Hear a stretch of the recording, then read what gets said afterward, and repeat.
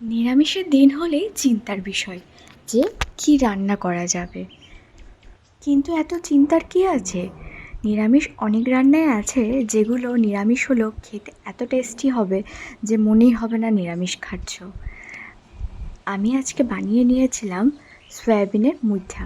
চাইলে তোমরাও বানিয়ে নিতে পারো নিরামিষের দিন এবং গরম গরম ভাতের সাথে পরিবেশন করতে পারো। আশা করি সবার ভালো লাগবে। তো চলো রেসিপিটা শুরু করা যাক। এখানে আমি মশলার জন্য কিছুটা আদা, কিছুটা টমেটো, কিছু শুকনো লঙ্কা, কিছুটা গোটা ধনিয়া আর দিয়ে দেবো কিছুটা গোটা জিরে। এবার এটাকে ভালো করে পেস্ট করে নেব। আর এদিকে নিয়ে নিচ্ছি পরিমাণ মতো সয়াবিন। আচ্ছা, মশলাটা তোমরা যেমন পরিমাণে করবে সেরকম অনুযায়ী নিয়ে নিও কিন্তু। তো সয়াবিনটা আমি সেদ্ধ করে নিয়েছিলাম। এবার দেখো ঠান্ডা জলের মধ্যে ভিজিয়ে রেখেছিলাম, জল ঝরিয়ে এটাকে ভালো করে পেস্ট করে নিয়েছি। এবার ওই পেস্টের মধ্যে দিয়ে দিচ্ছি সামান্য পরিমাণ লবণ, কারণ সেদ্ধর সময় আমি একটু লবণ দিয়েছিলাম। দিয়ে দিলাম হলুদ, লঙ্কা গুঁড়ো, ঝালটা তোমরা যেমন খাবে দিও। আর দিলাম সামান্য গরম মশলা। আর দিয়ে দিচ্ছি ওই যে মশলাটা পেস্ট করলাম তার 1 চামচ মতো মশলা। আর দিয়ে দিলাম এর মধ্যে কিছুটা পরিমাণ বেসন। বেসনটা কিন্তু বাইন্ডিংয়ের জন্য, তোমরা কিন্তু দেখে শুনে দিয়ে দিও কতটা পরিমাণ বেসন দিতে হবে। হয়ে গিয়েছে। এবার চলো একটা একটা করে মুইঠার সাইজ করে নিই। মুইঠা মানে মুঠো করেই বানাতে হচ্ছে, তো এরকম একটা একটা করে সাইজের বানিয়ে নিচ্ছি মুইঠাগুলো। চাইলে ছোট করতে পারো, বাট আমি এরকম একটা সাইজেরই করেছি। এগুলো দেখবে একটু বড় বড় হলেই ভালো লাগে, তো এরকমভাবেই বানিয়ে নিয়েছি। কিন্তু বেসনের বাইন্ডিংটাই হচ্ছে মাস্ট। বেসনটা যেমন দেবে সেরকম কিন্তু বাইন্ডিং হবে। আচ্ছা, তোমরা কিন্তু এরকম যে কোনো একটা একটু তেলে ফেলে দেখে নিতে পারো যে ফেটে যাচ্ছে কি না। আমারগুলো ঠিকঠাকই হয়েছিল, বাট তোমরা কিন্তু দেখে নিতে পারো যে বাইন্ডিংটা ঠিকঠাক হয়েছে নাকি, তাহলে আরও পরিমাণ বেসন মিশিয়ে দিতে পারবে। তো আমার এখানে সবগুলো রেডি হয়ে গিয়েছে। এবার প্যানে তেল দিয়ে দিলাম। এবার একে একে এগুলোকে ভেজে নেবো। তোমরা চাইলে আরও ডিপ ফ্রাই করতে পারো, বাট আমি এরকম একটা কম পরিমাণে তেল দিয়ে এটা ভেজে নিয়েছি। এটাকে ভালো করে উল্টো পাল্টে গোটাটাই ভালো করে কিন্তু ভেজে নিতে হবে, আর ভাজার সময় খুব সাবধানে। তো আমার দেখো কিছুটাকে ভাজা হয়ে গিয়েছে, এবার উল্টে নিচ্ছি। খুব সাবধানে উল্টাবে কিন্তু, যাতে ভেঙে না যায়। দেখো কত সুন্দর হয়েছে, একটুও কিন্তু ফাটেনি, মানে বুঝতে হবে যে বাইন্ডিংটা খুব ভালো হয়েছিল। তো সেইভাবে তোমরা কিন্তু বেসনটা দিও যাতে তোমাদেরও ফেটে না যায়। তো দেখো এগুলো কিন্তু হয়ে গেছে। এবার আমি তুলে নিচ্ছি একে একে, ঠিক আছে? খুবই সাবধানের কাজ এগুলো। যাই হোক, তো দেখো একে একে আমার কিন্তু সব রেডি হয়ে গিয়েছে। এবার চলে আসি নেক্সট প্রসেসে। এবার এখানে দিয়ে দিলাম কড়াইয়ে তেল, আর দিয়ে দিচ্ছি গোটা জিরে ফোড়ন।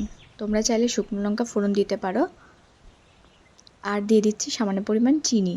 এটা চাইলে স্কিপ করতে পারো, নো প্রবলেম। এবার এর মধ্যে যে মশলাটা পেস্ট রেডি করে রেখেছিলাম সেই মশলাটা দিয়ে দিচ্ছি। যেহেতু বাটাতেই অনেক কিছু দেওয়া আছে, তো তার কারণে কিন্তু গুঁড়ো মশলা খুব একটা কিছু লাগছে না।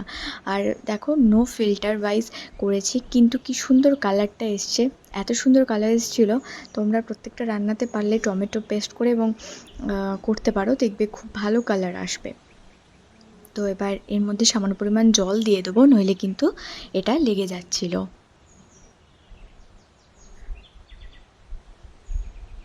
এবার এটাকে একটু নাড়াবো এবং ভালো করে মশলাটা কিন্তু কষিয়ে নিতে হবে, ঠিক আছে? একটু মাঝে মাঝে নেড়ে চেড়ে নেবে, কারণ যাতে নিচের লেগে না যায়। এবার এর মধ্যে আমি দিয়ে দিচ্ছি হলুদ। জলটা দেখো কিছুটা হলো ফুটে এসছে। এবার একটু নেড়ে চেড়ে নেব।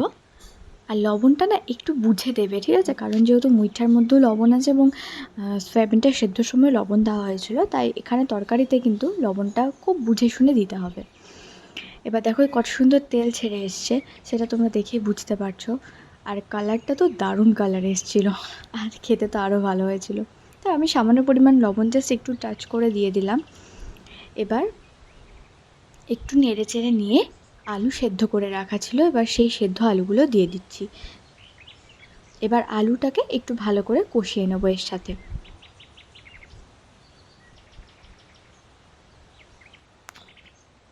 আমার চ্যানেলে নতুন বন্ধু যারা আছো তাদের অসংখ্য ধন্যবাদ আমার চ্যানেলটিকে সাবস্ক্রাইব করার জন্য, এবং আমার চ্যানেলটি এখনও যারা সাবস্ক্রাইব করনি প্লিজ চ্যানেলটি সাবস্ক্রাইব করে নিও এবং পাশে থাকা বেল আইকনটি প্রেস করে নিও যাতে আমার ভিডিও সবার আগে তোমাদের কাছে পৌঁছে যায়।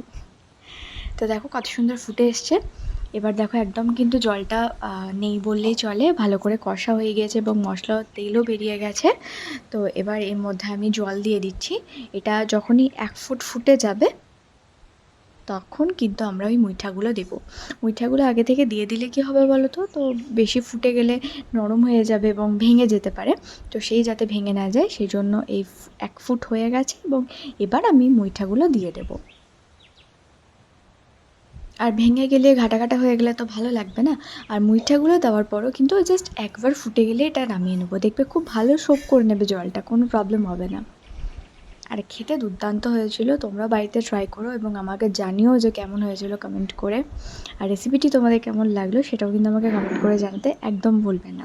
তো দেখো ফুটে এসছে, এবার কিন্তু আমি এটাকে নামিয়ে নেবো একটু নেড়ে চেড়ে নিয়ে। আর হ্যাঁ, তোমরা নামার সময় কিন্তু একটু ঘি আর গরম মশলা দিয়ে দিও, আমার ভিডিওটা স্কিপ হয়ে গেছে কোনো কারণে। তো দেখো কত সুন্দর রেডি হয়ে গেছে আর কত সুন্দর কালার এসছে। তো আজকের মতো টাটা, দেখা হচ্ছে নতুন কোনো ভিডিও। ভালো লাগলে চ্যানেলটি সাবস্ক্রাইব করে নিও, লাইক কমেন্ট শেয়ার অবশ্যই করো। টাটা।